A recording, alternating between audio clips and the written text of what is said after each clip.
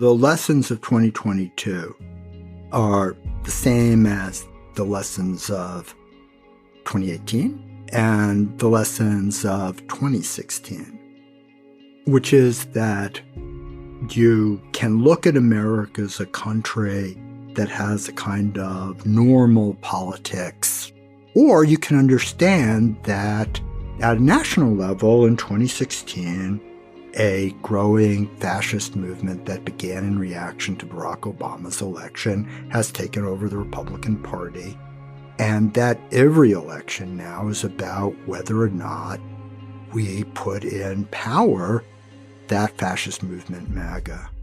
And that's it. Oh, good. The Prince of Doom is here. It's not doom, because doom implies that we don't have a role to play in our future. And the point here is that we very much do. Just hours after polls closed on November 8th, 2022, it was clear conventional wisdom about U.S. politics had been turned on its head. The so-called red wave, the predicted midterm backlash against the sitting president's party, had seemingly crashed before reaching the shore.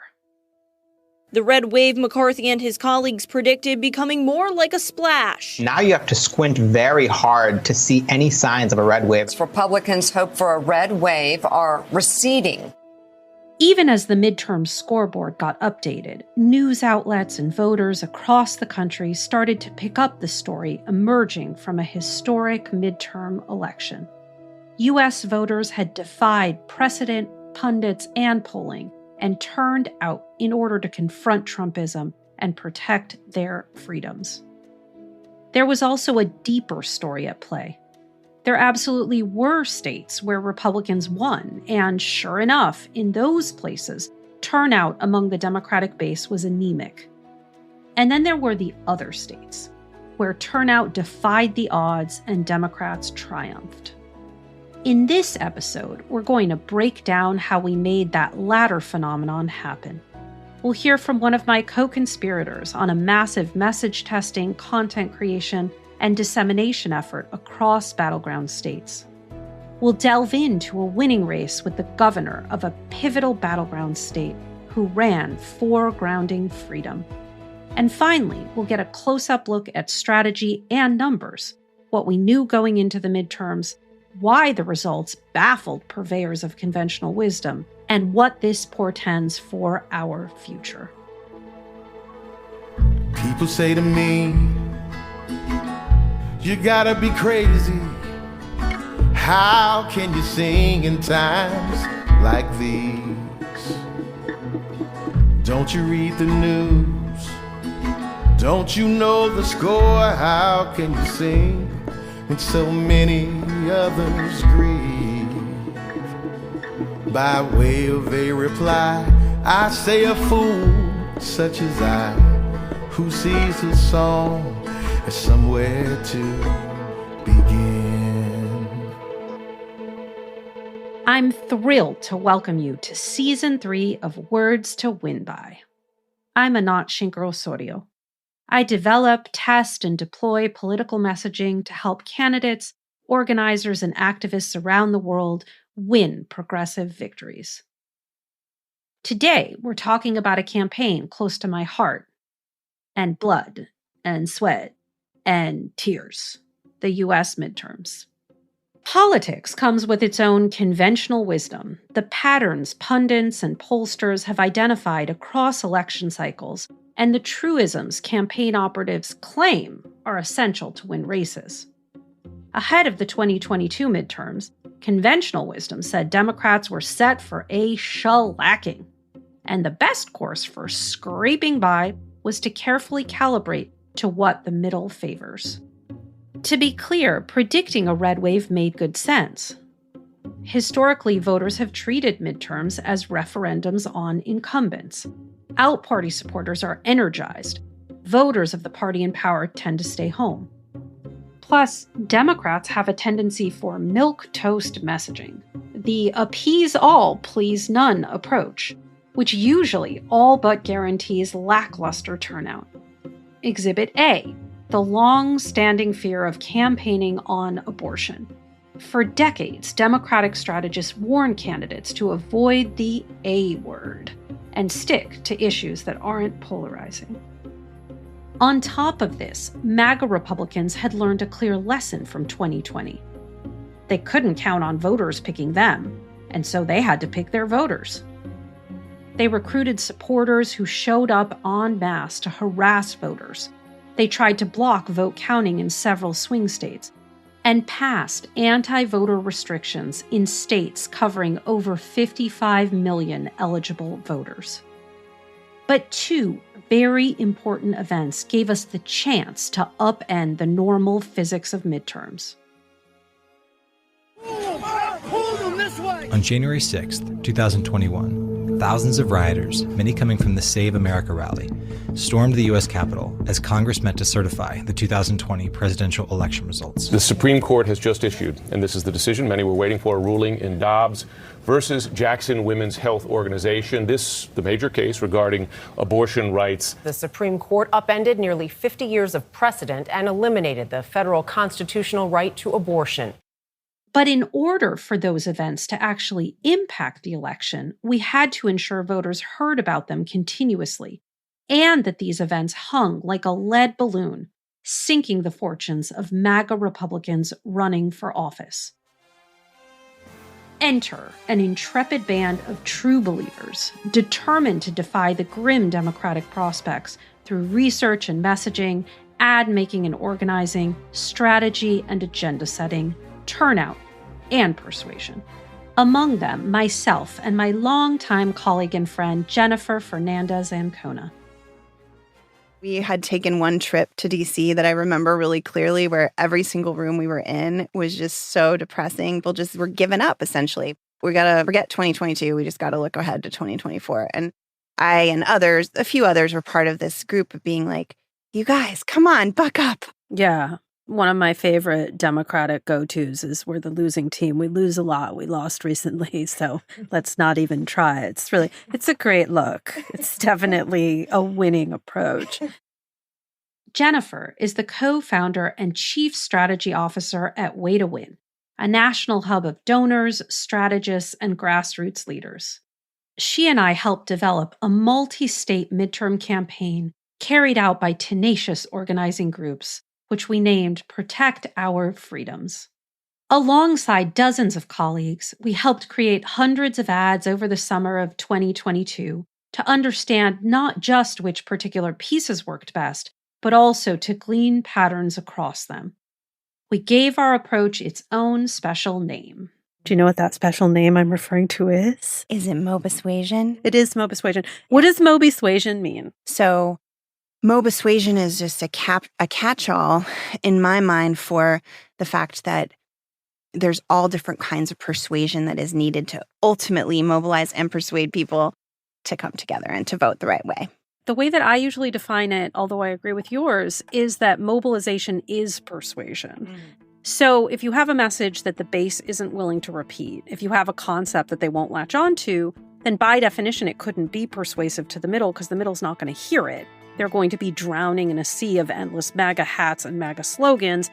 And so this idea that somehow we're making an either-or choice, either we're going to mobilize the progressive base, try to get them up off the couch and into the voting booth, or we're going to woo these all-important white swing voters who apparently never leave Midwestern diners. I think they're required by law to spend a certain number of hours within them.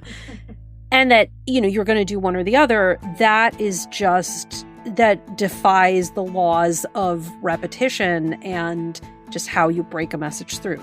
I'll say the other way I think about it is like having a message frame or an idea that is both at the same time mobilizing to the base and persuasive to the middle. It's important because of how political funding has historically happened, where certain audiences get carved out into mobilization audiences and certain audiences get carved into a persuasion audience. And the mobilization audience typically would get nonpartisan dollars, basically just telling people where and when to vote, but not why.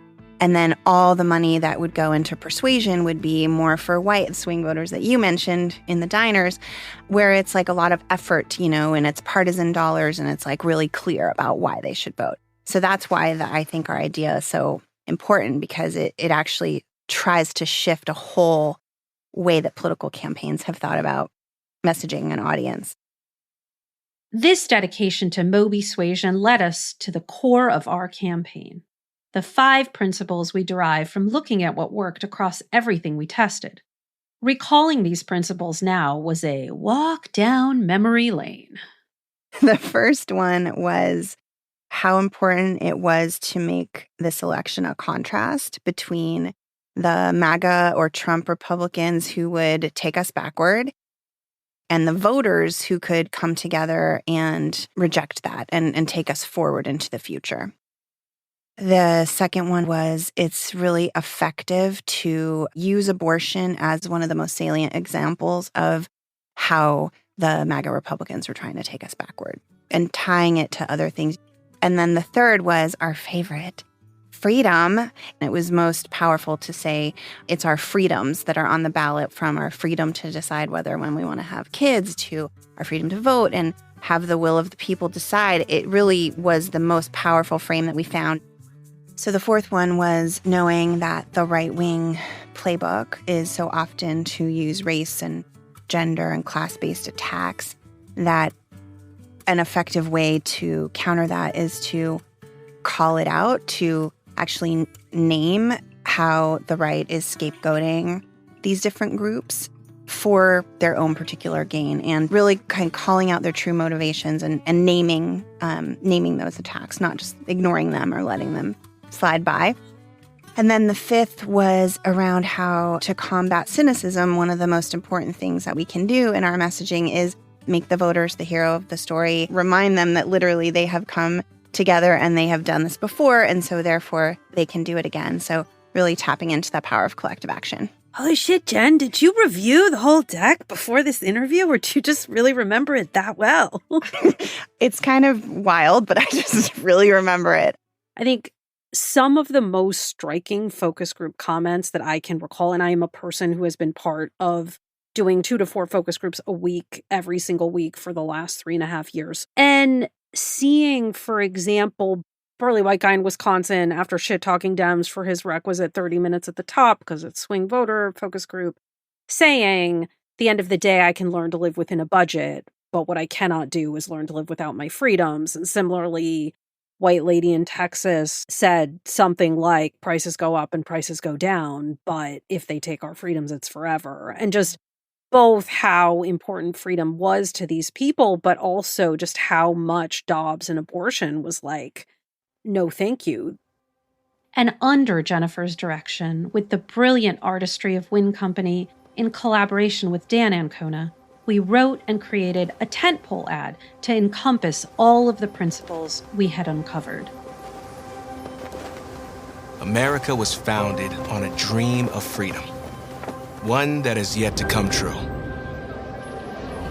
It was freedom for some, freedom for the few, until we, the people, rose up and came together. From the Underground Railroad to Standing Rock, from Stonewall to Selma. We've pushed America towards that dream of freedom again and again and again. But there have always been those who use fear and division to cling to power. Now, once again, they are threatening to take away our freedoms, to control our own bodies, to vote and have the will of the people prevail, to love who we love. Progress often seems impossible. The truth is, we decide what's possible. You decide what's possible. We can build a country where all of us are free to thrive, a place where equality, justice, and liberty are real. And someday, when the next generation asks what we did in this moment to protect our freedoms, we'll be able to say everything we could. What this ad does is walk us through the struggles for freedom in America's history, culminating in hundreds of everyday Americans placing ropes around a fallen Statue of Liberty to restore her upright.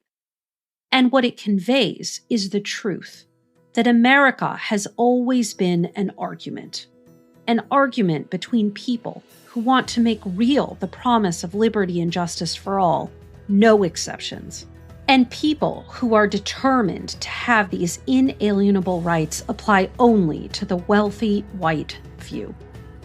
The ad anchors to the critical value of freedom. As Jennifer mentioned, freedom, and specifically the plural freedoms, which we found activated more progressive associations among focus group respondents, was core to our campaign. When Americans are asked what value most closely represents the country to them, across generations, races, ideologies, and zip codes, the value they most often pick is freedom. As such, we simply cannot afford to let the right claim it as their own. Indeed, while progressives are often skittish about using freedom in our rhetoric, this concept has proven pivotal to our victories. From FDR's For Freedom speech during the New Deal, this nation has placed its destiny in the hands and heads and hearts of its millions of free men and women, and its faith in freedom under the guidance of God. To the civil rights movement, Freedom Rides and Freedom Summer. And when we allow freedom ring, when we let it ring from every village and every hamlet, from every state and every city, we will be able to speed up that day when all of God's children, black men and white men, Jews and Gentiles, Protestants and Catholics, will be able to join hands and sing in the words of the old Negro spiritual, free at last, thank God Almighty, we are free at last. To the more recent freedom to marry. One person who absolutely got freedom and used it to stunning advantage. Let me tell you something. It's not freedom to tell women what they're allowed to do with their bodies. That's not freedom. It's not freedom to tell our children what books they're allowed to read. It's not freedom when he gets to decide who you're allowed to marry. I say love is love. That's Pennsylvania Governor Josh Shapiro speaking at a rally in Philadelphia while on the campaign trail. I spoke to Governor Shapiro about his campaign. Really, the impetus for me speaking so openly about freedom and regularly about it and making it a central focus of my campaign occurred after having breakfast one morning with my wife. Lori had just read an article about a national Republican who kept talking about freedom, but was also trying to restrict a woman's right to choose. And she's like, this is ridiculous.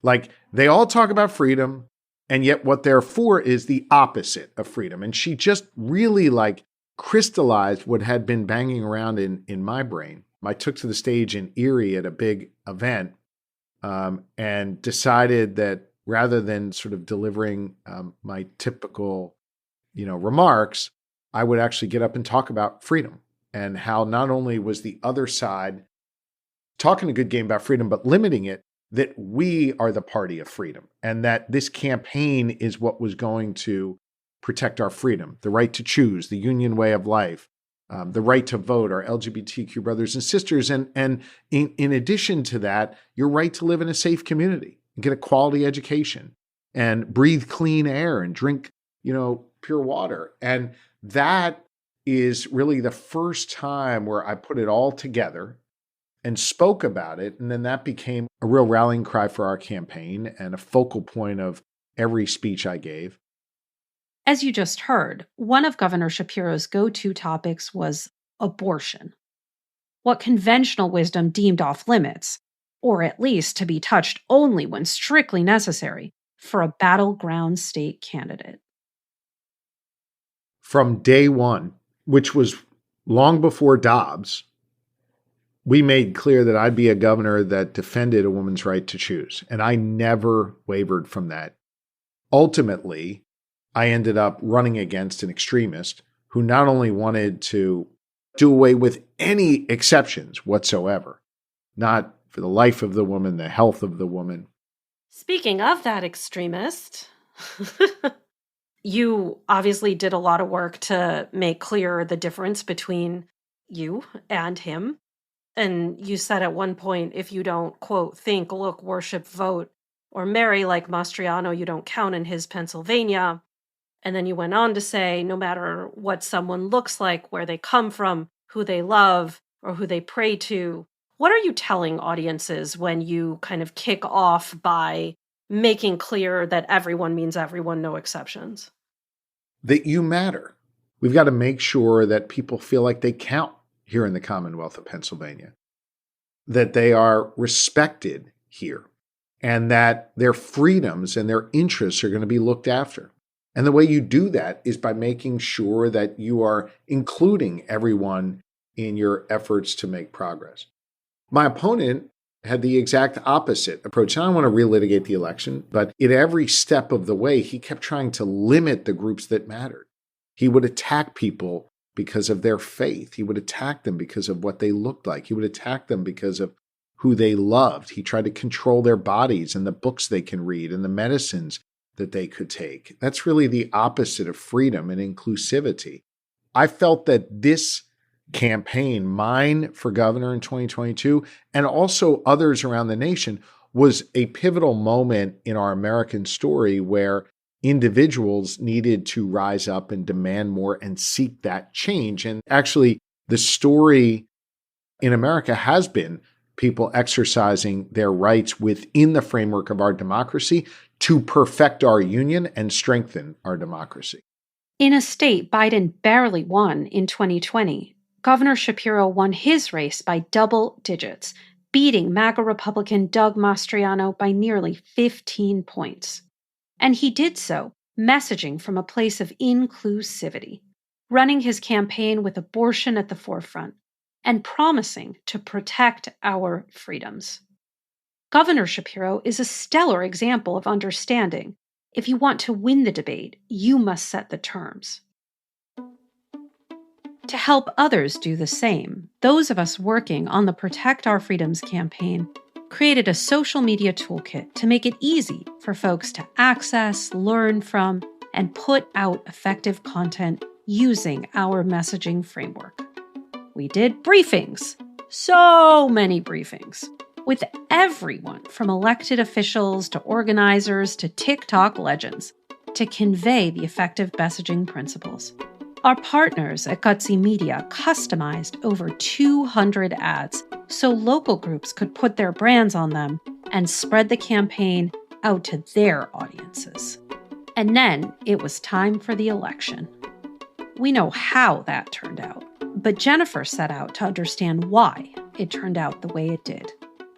We also did some polling after the election in battleground states to unpack a little bit more what happened. What we saw was really the power of the two issues taken together, democracy and abortion. What we saw was independents overwhelmingly voting and choosing Democrats, Gen Z and young people overwhelmingly choosing Democrats. We just saw the coalition reassemble and come together in the same way that we saw in 2020 rejecting Trump, and in some ways even more so. We were able to actually grow that coalition in many places. In the states where Democrats really embrace this freedoms narrative, both like literally that wording or protect our freedoms even more, we won. Yeah. And, then we have states where I would argue Democrats fought on much more traditional lines and turnout was very much down, as everyone predicted it would be. They set themselves backwards, and very much are the reason that we lost the House. So there were some dark spots. It's true because we could have won the House if everybody would have actually taken this message advice that we were giving. So there you go. Learned. At the end of the night, Democrats flipped 4 state legislatures, seizing control of key 2024 swing states, staved off massive losses in the House, and maintained control of the Senate. Those results and the approach required to achieve them left many purveyors of political analysis flat-footed. Fortunately, some people understood not just what happened, but the dynamics behind it. People like the guy I unfairly labeled Prince of Doom at the top of the episode, Michael Podhorzer. Tell us who you are and what you do. Seriously? I mean, usually the other person does that. Okay, fine, Mike. I'll introduce you. This is Michael Podhorzer, dubbed the godfather of progressive data by New York Times columnist Ezra Klein. Mike has been a force in politics for almost 50 years now.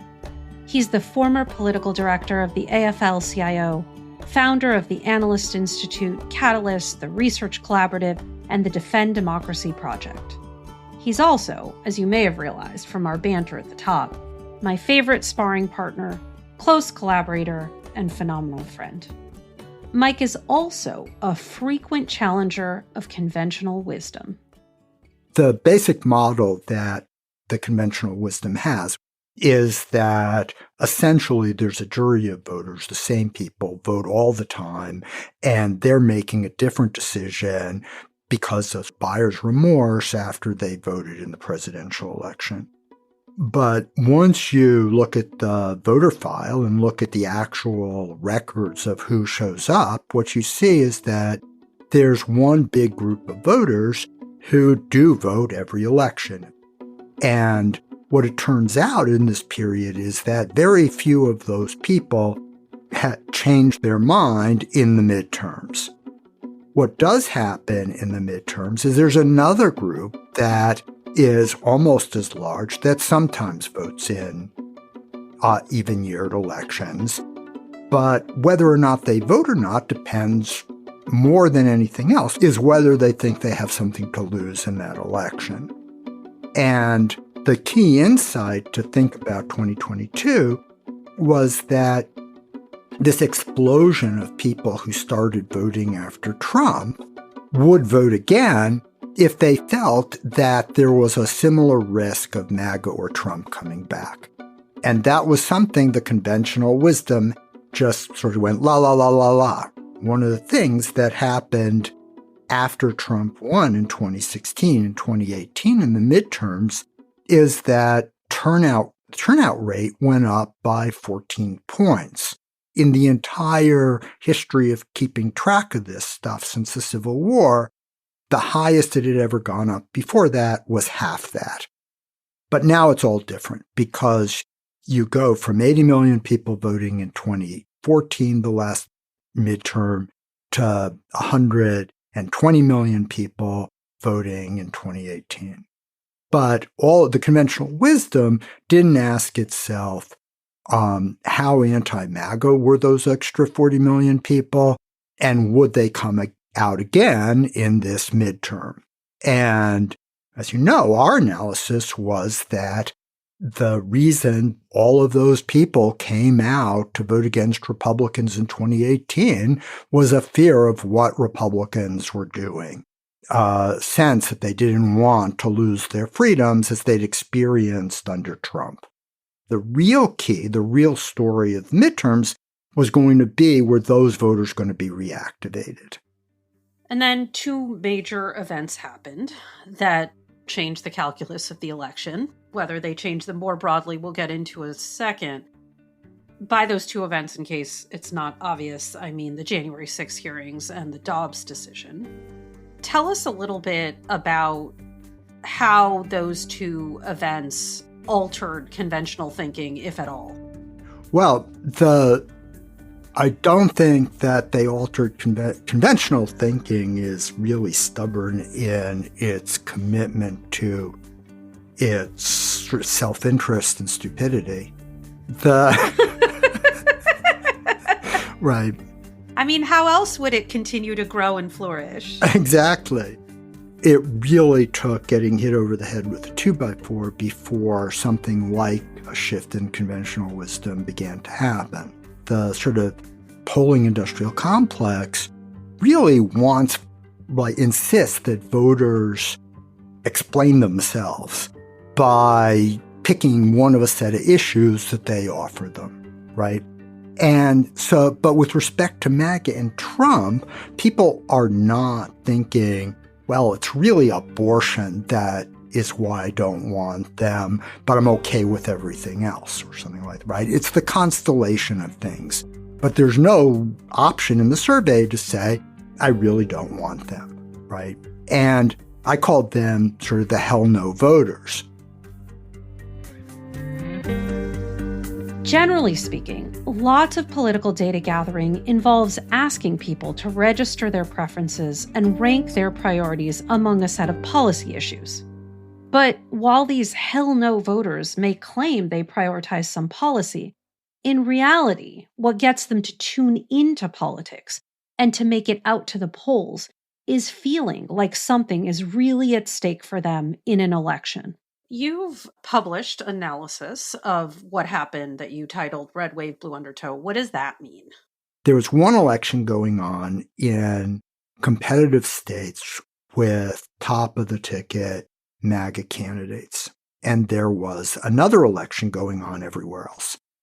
And in the everywhere else part of the country, Democrats lost by precisely what they should have based on history, by about 6 points.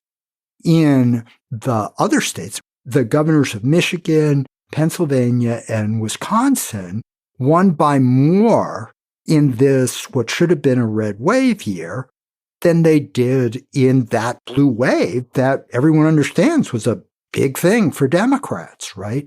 Because there were these two elections going on at the same time. It's that where hell no voters understood they had to show up, they showed up.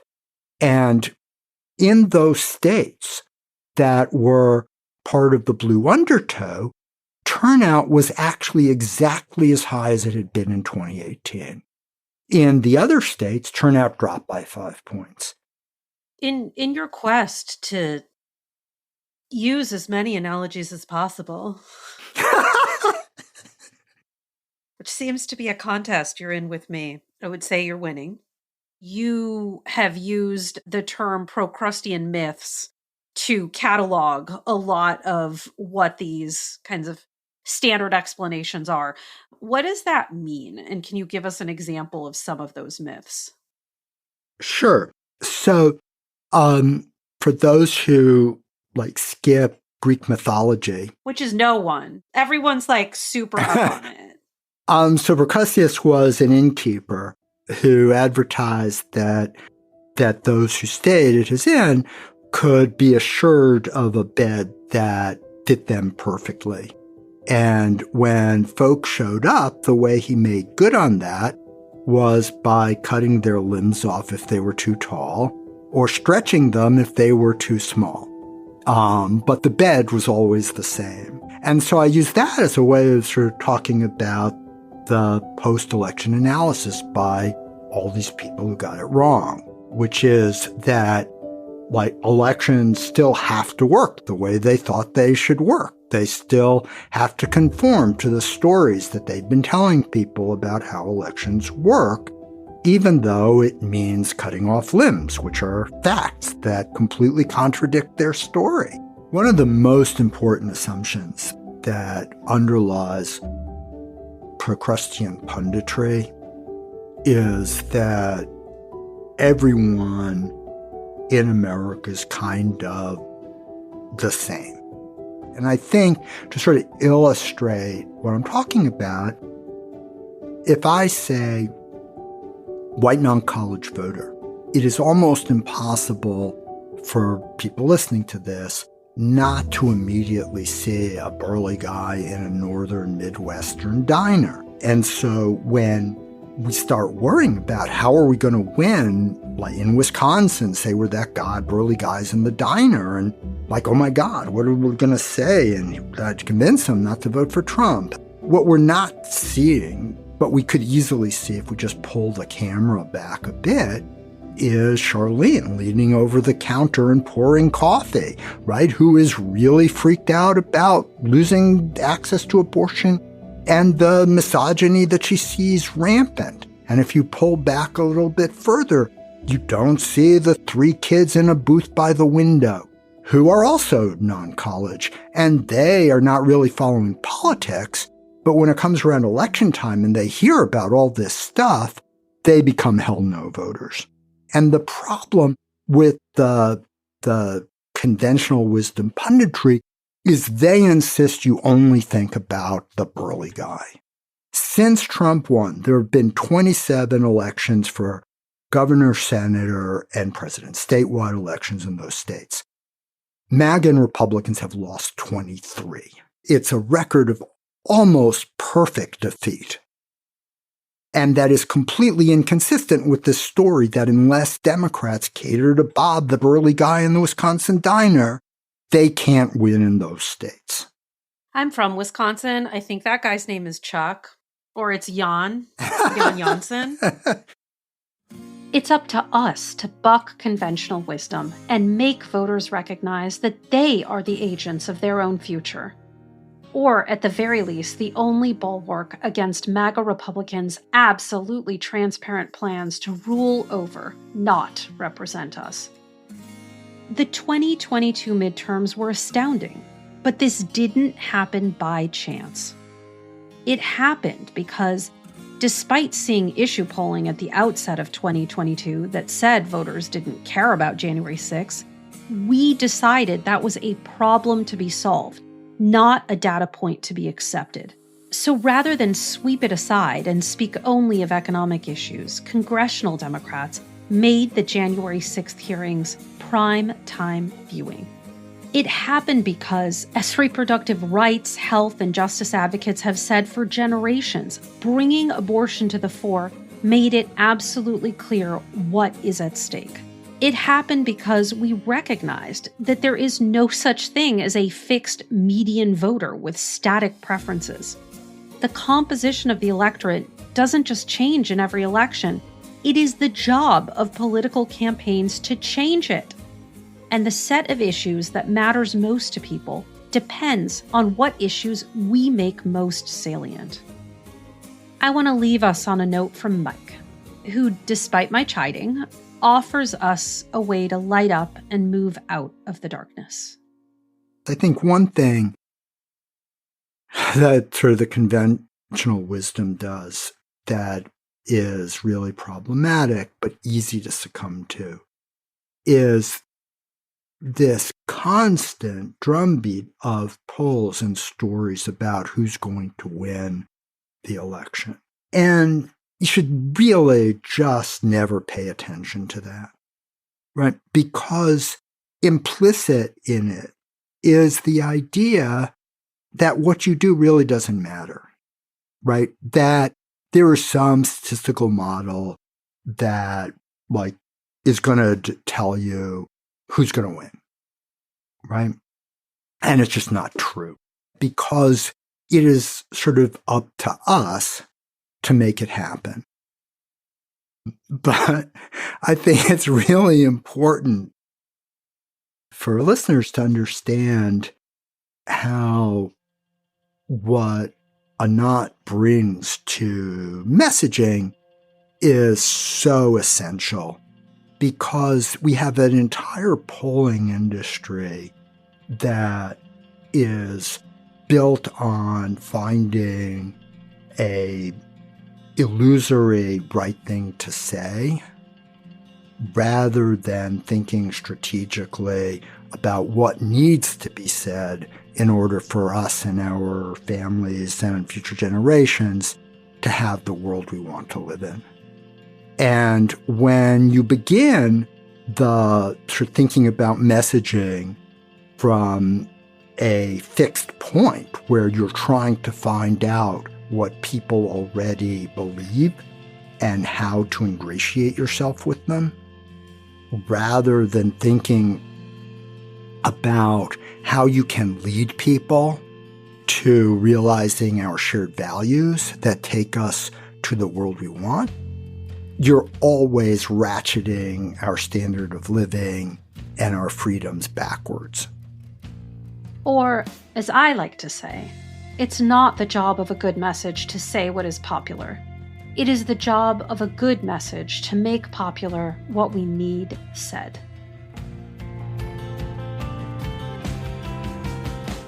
Words to Win By is a Wonder Media Network production. The show is produced by Carmen Borca Carrillo, Brittany Martinez, and Edie Allard. Our editor is Grace Lynch, with editorial support from Liz Brown and Lucy Jones.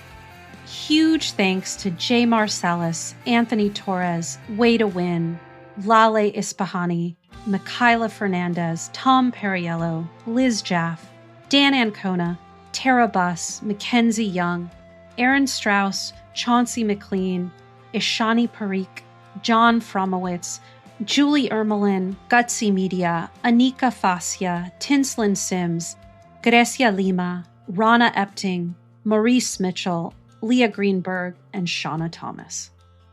And thanks as well to Carla Jurvetson and Cooper Tebow.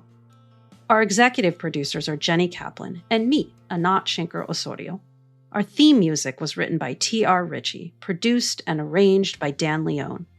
To stay on top of Mike's political analysis, subscribe to his Substack at weekendreading.net. To find out more about this and any of our episodes, go to wordstowinby-pod.com. If your words don't spread, they don't work. So please let others know and rate and review the show wherever you listen to your podcasts. A song is somewhere to begin, to search for something worth believing in. If changes are to come, there are things that must be done, and a song is somewhere to begin.